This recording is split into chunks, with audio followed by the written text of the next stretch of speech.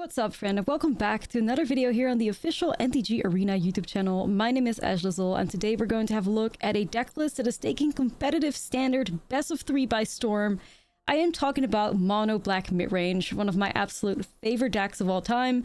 I love Mono Black, and I definitely love a good, typal synergy within a specific deck list, which is definitely what is present here, with this also being a demon deck list thanks to Unholy Annex being an incredible card. This deck list is super well positioned in the current meta and also picked up some really good new cards from Tarkir, Dragonstorm, and it has made it so that the deck is kind of unstoppable. The deck list that we're going to have a look at right now ended up getting 24th place in the US Regional Championships that took place last weekend. It was piloted by Kaz Rodriguez, and he got an 11-3 record. And this deck list has been incredible for me myself as well.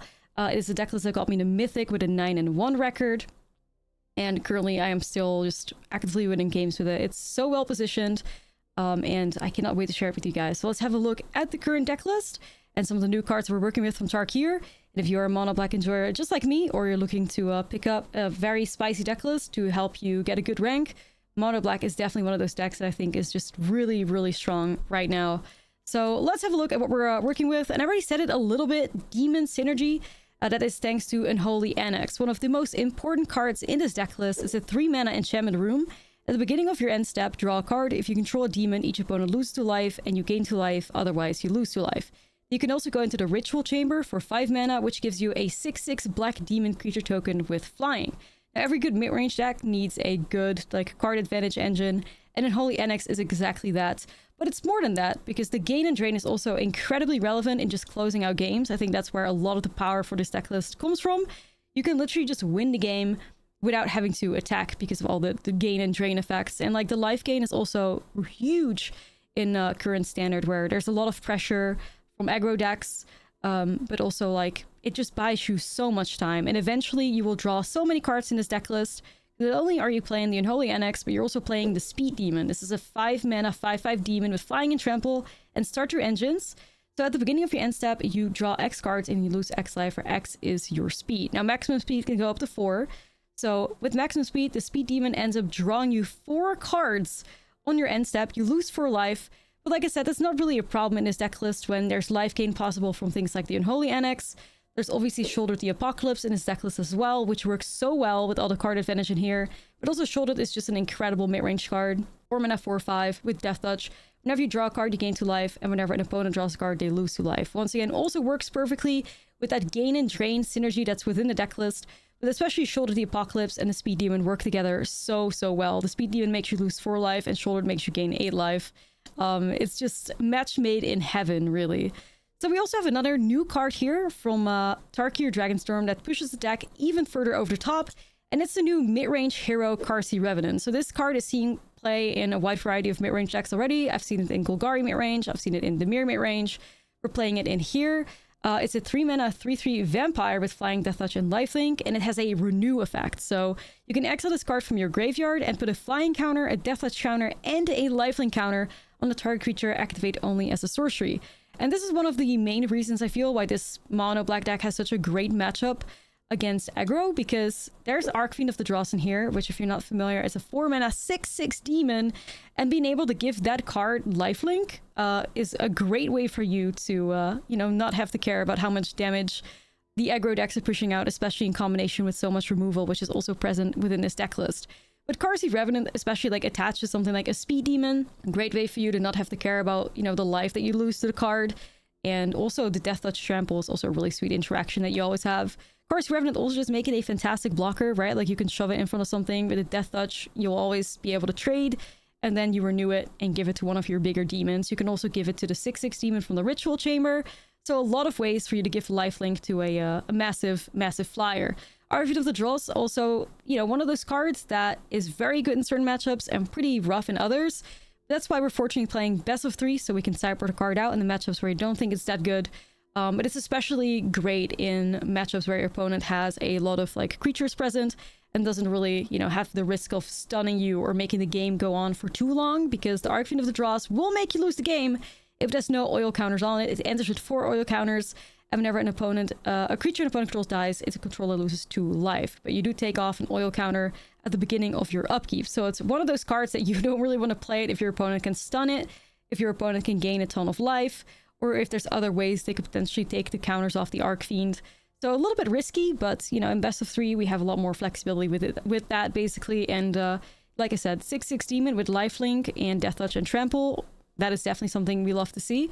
Now, we also have some more removal in here. Strategic Betrayal has actually been really sweet in this deck list. It's a one-off, but it's a spicy one-off. It's 2-mana sorcery from Darkir, which forces the opponent to exile a creature they control and also exiles their graveyard at the same time, which is something that can be really relevant in the current standard format where you have a lot of, like, decks that take advantage of the graveyard. Think about Omniscience combo or Jeskai Oculus. You see some more Delirium nowadays, so being able to hit the graveyard can be pretty relevant. Outside of that, we're just playing a ton of removal. We play Cut Downs, we play Nowhere to Runs, Go for the Throats, Annoyed with Affliction, and we have a good amount of hand disruption as well with 3 Deep Cavern Bats and 3 Duresses. Duresses obviously being really important in the Quarry Steel meta.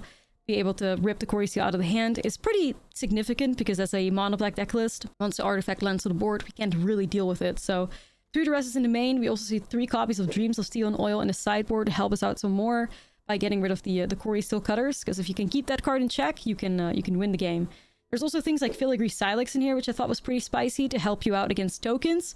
Filigree Silex is a 2-mana artifact that you can basically put oil counters on, and then you can sacrifice it, and it will destroy non-land permanents with mana value equal to the number of oil counters.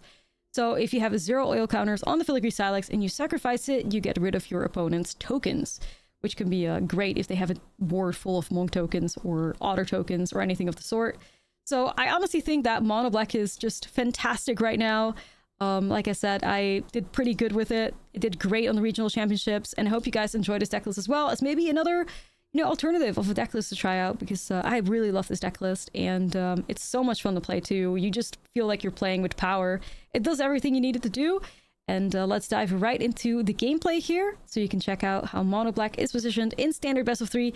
Before we do that, don't forget to like and subscribe, of course. And there's a lot of other fantastic creators on this channel that'll bring you some really cool decks and useful information. So definitely subscribe. And if you like what you're seeing so far, you can also subscribe to my own channel, which is youtube.com/Ashlizzle. So with that being said, let's get right into the gameplay and check out some Mono Black demons. All right, here we go. This looks like a fantastic hand. Let's keep it. We have the cut downs, a little bit of interaction here. Also the really cool Arcfiend Carsey Revenant synergy potentially. Who doesn't want a 6/6 flyer with flying, Death Touch, and Lifelink? Ooh, this might actually be Reanimator. It is. Okay. It's Reanimator. Interesting. Well, on the positive note, we do have like 2 Ghost Vacuums in the side, some Stone Brains, but yeah, this is going to get interesting. Not a whole lot of like things that we can do about Reanimator in the main, but Nowhere to Run is going to be really good against Valgavoth potentially. Shutting down the ward cost, which is one of the best things about Valgavoth. We'd have to find a card. We have 3 copies of Nowhere to Run in the deck list, and I would turn the Go for the Throats on pretty well, so I'm just gonna keep getting rid of these cards here. So in the deck list that my opponent's playing, the best thing they can do is reanimate Valgavoth on turn 4 with Zombify. They also have things like Valgavoth's Fateful to bring it out on like turn 5 if they cast the creature on, the same turn they want to activate it.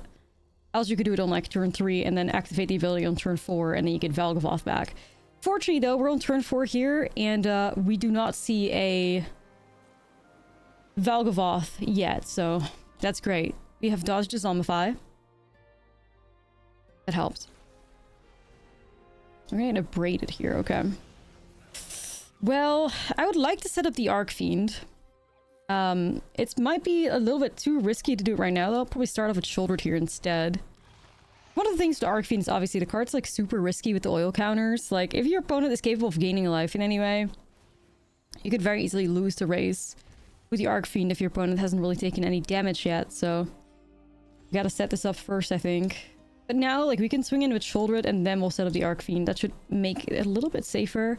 Also, a great thing is that all our creatures will have Death Touch. Like, we'll be able to give the Arcfiend Death Touch with the Carsey Revenant. This card has like impressed me so much, honestly. So many decks that it's seeing play in right now, and it just keeps performing. Like in mid-range decks, I've even played it in Insidious Roots the other day.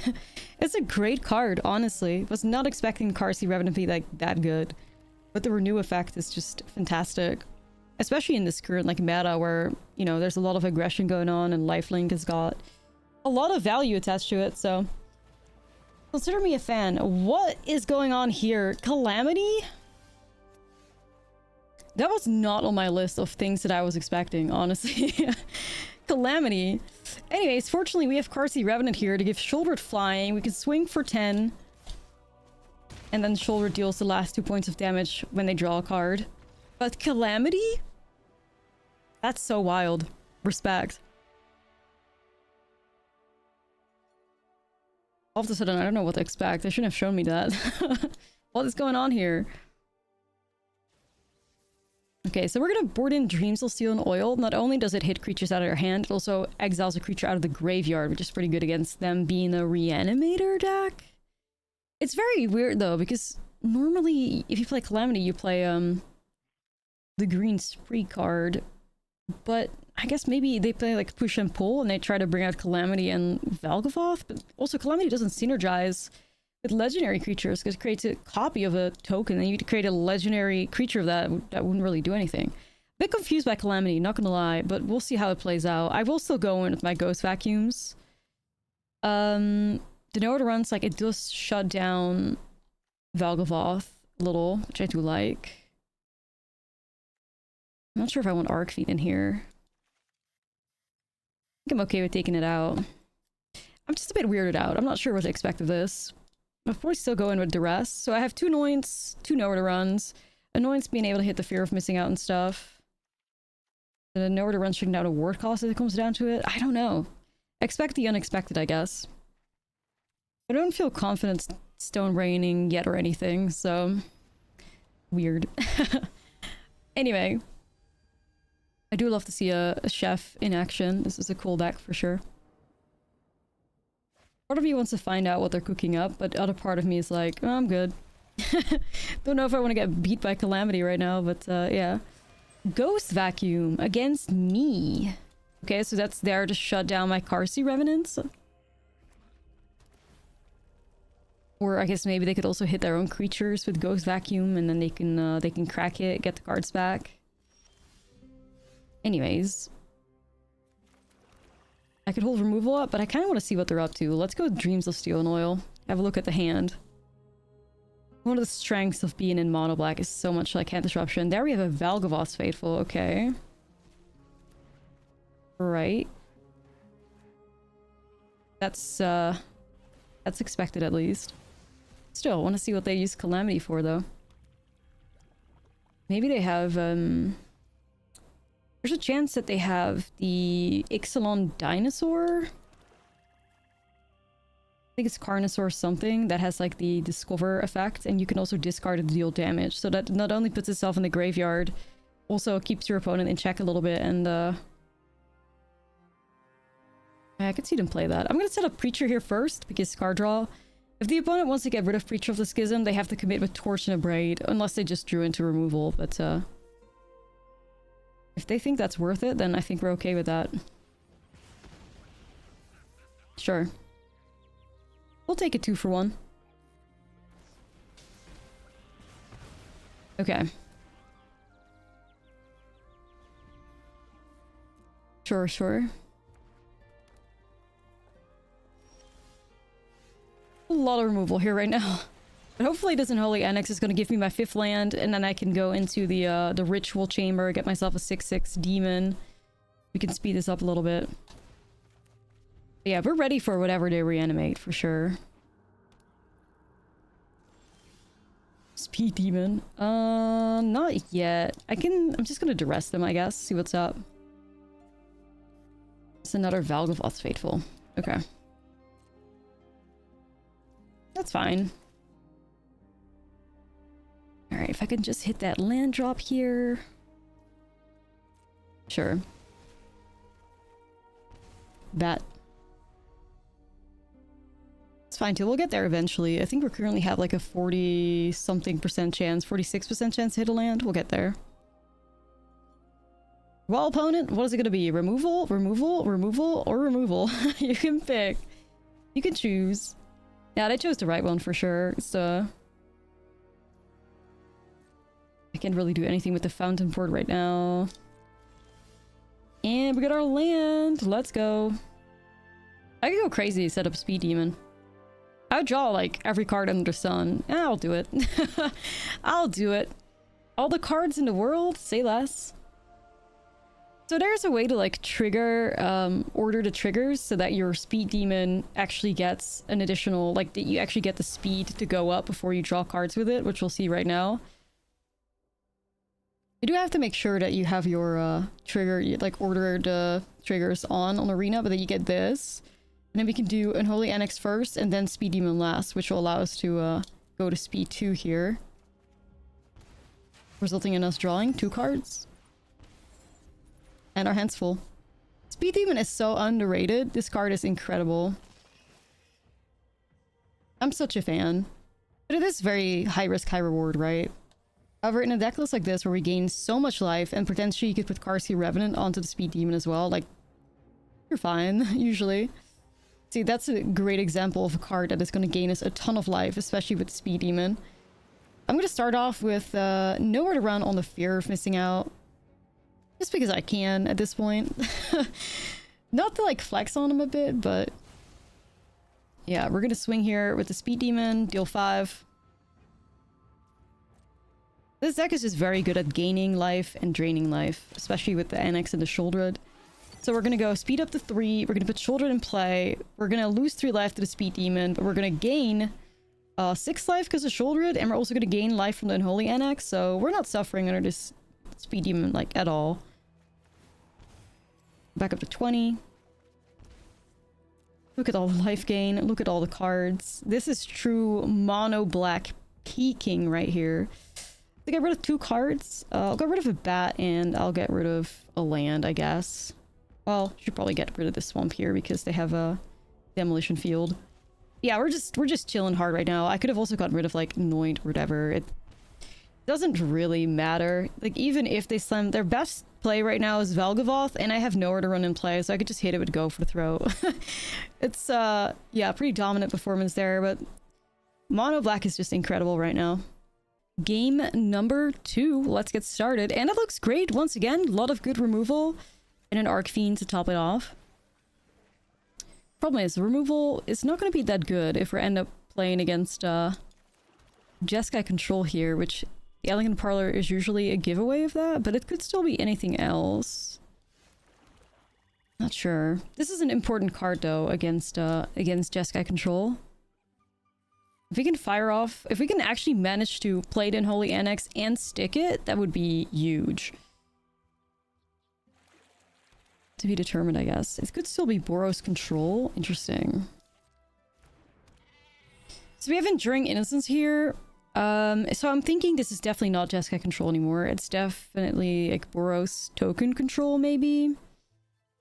I kind of want an Anoint for this card because ideally well, the thing is, we can actually obviously match their card draw pretty well with our Unholy Annex. Like, we should be able to outdraw them. That shouldn't be a problem.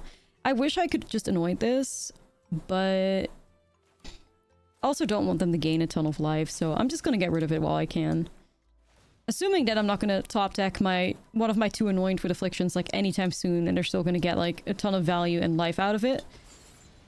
So we're just gonna do what we do best and put the Unholy Annex in play and start drawing some cards. We'll see if we can get the value out of the Arcfiend. Chandra, oh my god, that is great. I love Chandra. So it's definitely Boros Token Control for sure. Chandra is incredible in there. Alright, so I'm gonna have to take a risk here, and I'm gonna put this this demon in play. Get this speed going. Not not literally, but we want to put a clock on them. We're gonna see what kind of spice they're playing though. Okay. So if they're playing tokens, it's actually a pretty good moment for the Arcfiend because, yeah, every time a creature dies, they'll lose 2 life. So that'll help. Chandra can ult soon though. I do have to be careful of that. I'm gonna start off with a duress here and see what they're holding.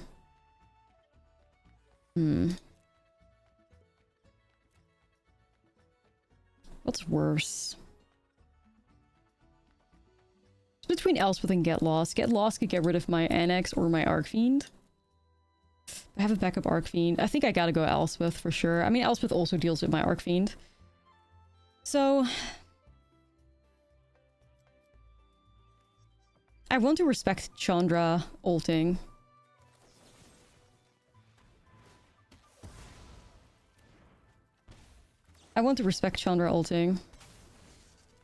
Because that is, when Chandra ults, whenever an artifact you control enters, deals 2 damage to any target. So they have Carrot Cake that would do it. They have Fountain Port active, which can make treasures.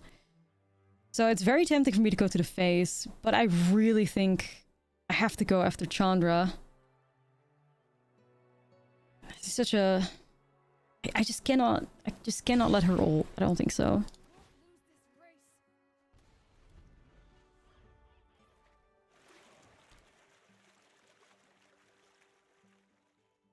Okay.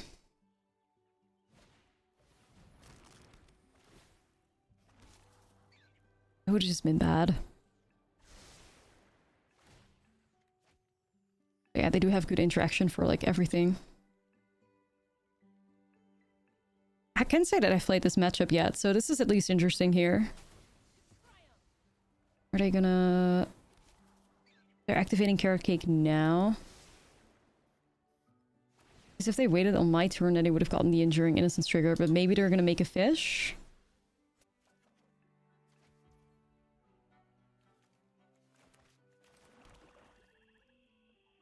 Alright, I'm gonna try to swing here first. Maybe I can catch them off guard. I think they removed this Arcfiend though. Yeah. One thing is actually that if you have a Chandra ult, you could hit your own like board with Get Lost and get like 2 triggers off of it, which is pretty fun. I'm gonna set a new Arcfiend up, and I'm gonna hold Go for throw as well.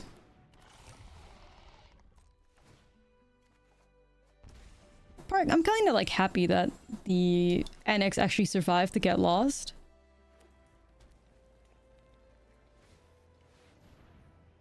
Sunfold.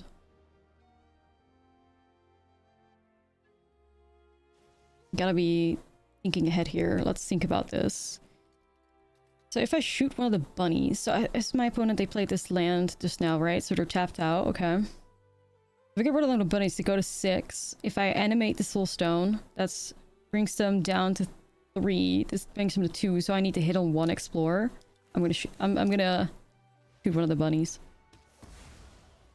Because it puts me in a really good shot to win next turn. Really good shot, really good range to win next turn. There we go. Puts me in a good range.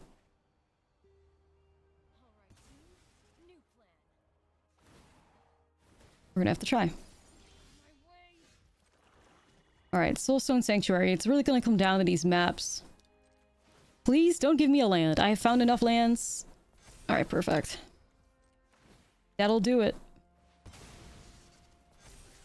Yeah, that's fine. Swing in for 5, and then drain them with the Annex right there. Is this a demon? And then at least we have game 1, and then we can prepare ourselves a bit more for the future games ahead. There's a lot of cards we kind of don't really want.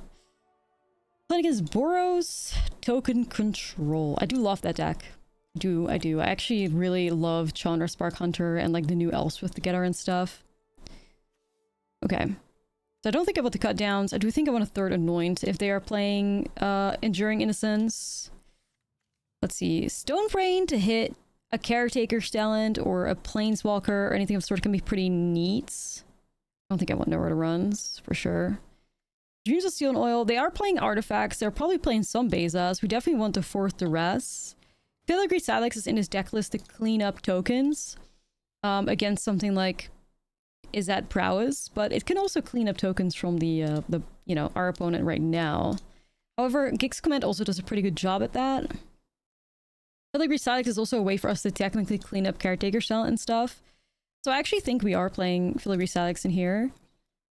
Strategic Betrayal, they need to exile our graveyard. I don't think so. I do want to go in with a Shoulder's Edict because you can sacrifice a Planeswalker that way.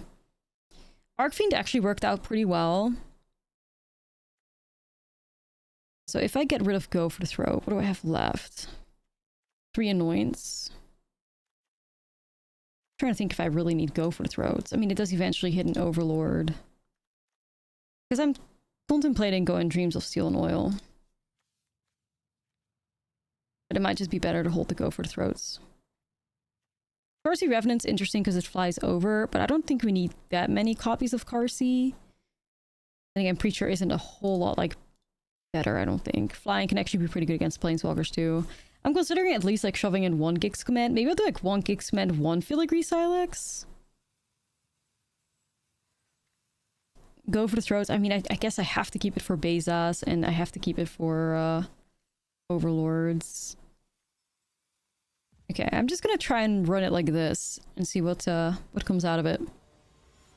Fortunately, we are a game ahead. So we have a practice run, kind of. Ideally, we win, but... Okay, so what do we see here? An Edict, a Revenant, a Shouldered, and 2 Speed Demons. I honestly think this is a mole. I would like to see Unholy NX. Maybe some better answers, maybe a Duress. We can do better, I think. Sure. I'll get rid of the most expensive card. This is a good answer for the Enduring Creature. And we have a little bit of, like, hopefully a curve with the Preacher also drawing us cards and stuff. Ideally, I would have had a Duress because being able to hit the Caretaker's Talent is pretty important. But I don't have it. So that's where our story ends. Just gotta hope that we can hit our 3rd land now, I guess. We are playing 25 lands, which is definitely the correct number of lands for a deck like this. Especially monocolor, too.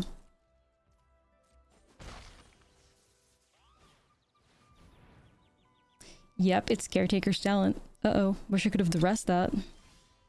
We did end up finding our own land here, too, though, so I'm just gonna run it. I'm just gonna slam that Annex, start drawing the cards. I kind of don't want to miss out on any of my land drops.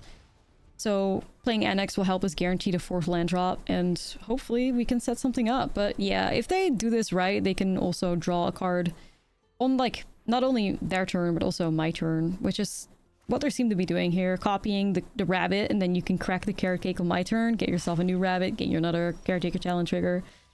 So this is the battle of the... this is the battle of the card draw, I'm afraid. Maybe I'll set up Carsey Revenant first. Potentially gives me some life. I could go in with Arcfiend. I think it's a bit risky. I also don't hate it, though. Maybe I'll try. Maybe I'll try. I would like to get out of this game, if possible. Could also be that it just gets removed, right?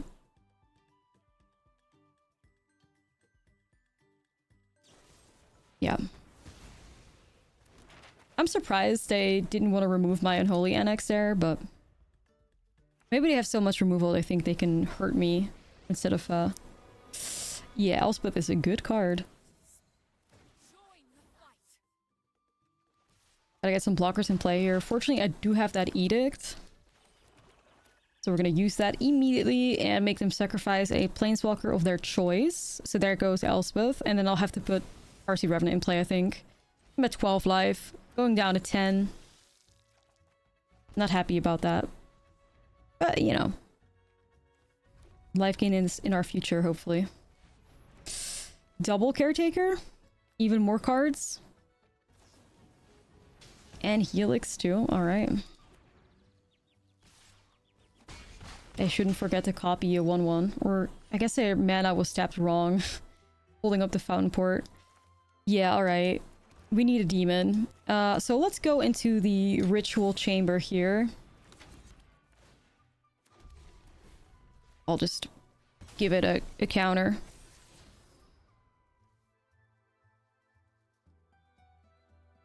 Actually don't mind having it in play, I think. I already have one in the graveyard, which I want to renew onto the demon. So that I could gain 7 life. That'd be awesome if this lives.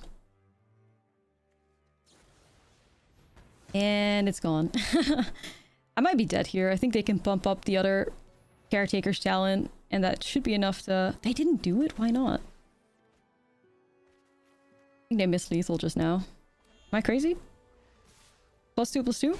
I was at 8? Wait, am I... Okay, no, I don't think I'm missing something there.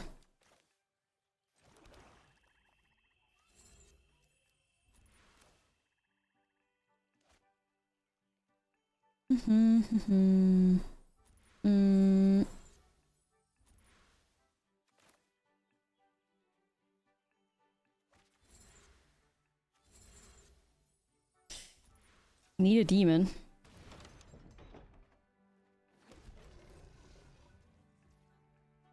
If they play this right, I'm not living. Just want to make that clear. We're drawing so many cards though.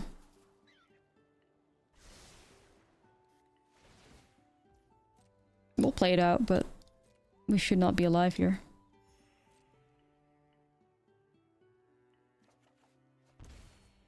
It's just up to them to figure it out. Maybe I want another filigree Silex. I might. Based on how fast they got me this game. I think I'll do that. I'll see if I can double down. Alright, so they do know. They do know. That's GG's though. That's too much damage I can deal with. Untimely malfunction? Wow. Okay, so yeah, let's take this Go for the Throats out. They were a lot more... Well, definitely that hand that it just has was a lot more like token focused. Token forward, I guess.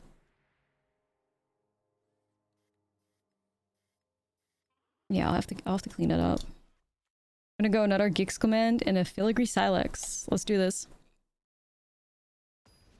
Wild. But about now we're on the play. We know a little bit more. We can do this.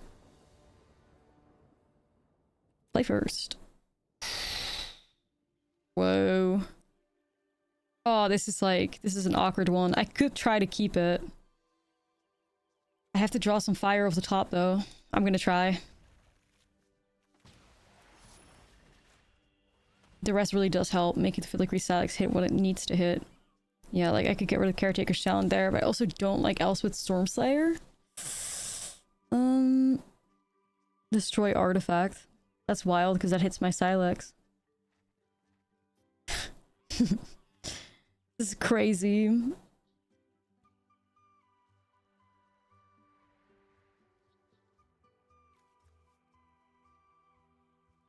Alright, I know it is Caretaker's Talent is how they go crazy, so I'm just gonna get rid of that. Hopefully I'll find some other way of dealing with Elspeth at some point.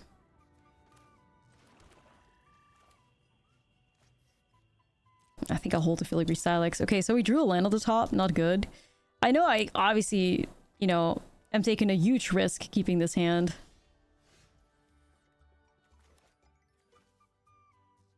I am aware.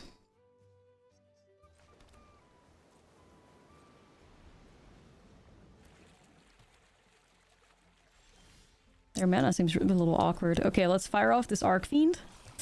I hope they don't have removal. They might, though. Get lost? Okay. Put another in play.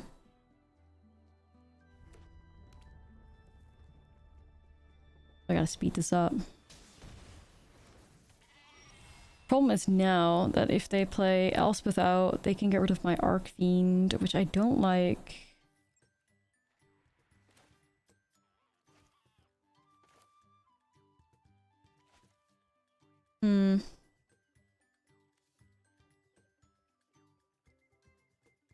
I would have the minus to make that happen, though. Could also set up Preacher of the Schism. Tricky. Kind of want to try Arcfiend just. Let's do it.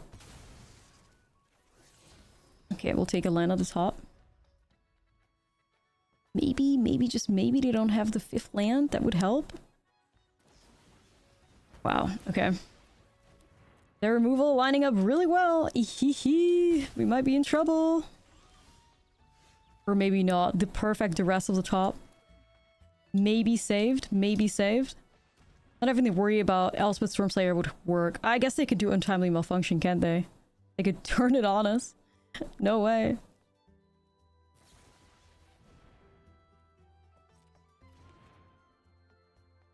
No, wait, it doesn't work because it's... I have to, like... It doesn't work, actually.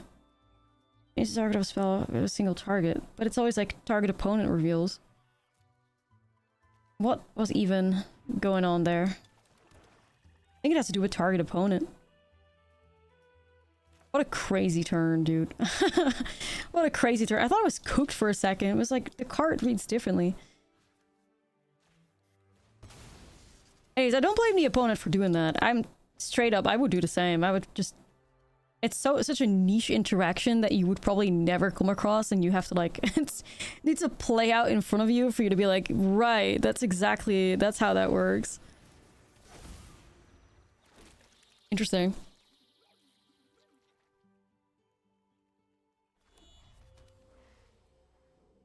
Wild.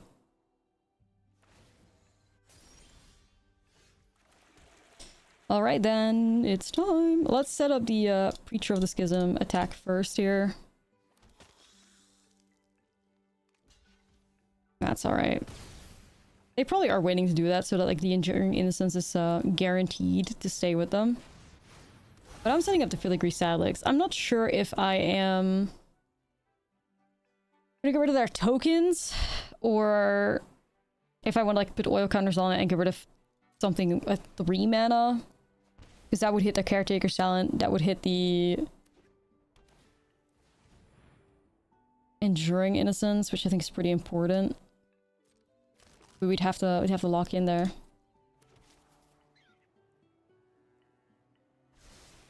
Again, I don't mind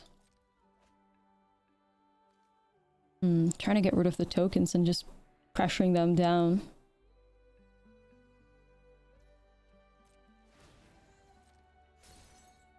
I'll keep it on tokens, I think.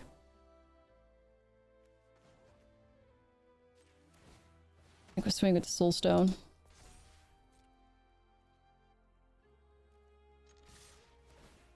All in. That's fine by me. So this is a potential Silex activation. I'm considering it.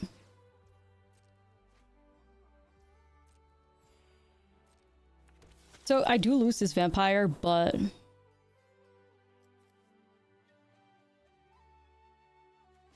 gonna go for it, I think.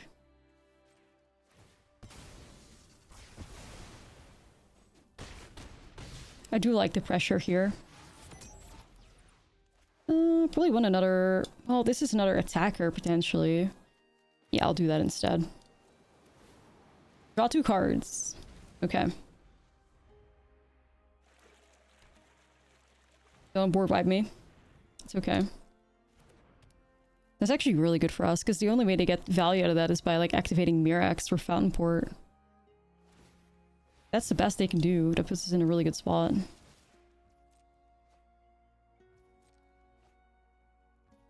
Okay.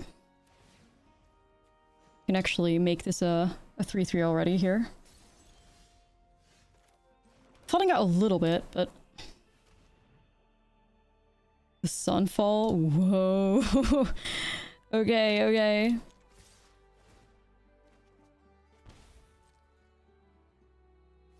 X-Men's good.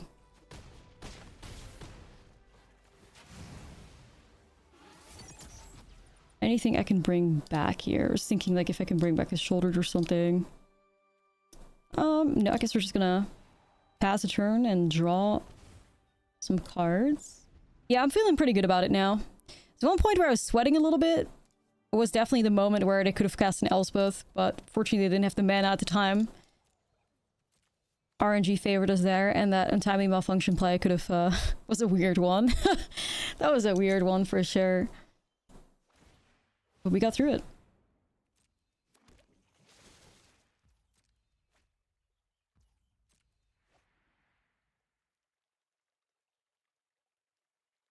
Surprised they brought in High Noon against me. Alright, well, we did it. They put up a fight, though. They put up a fight.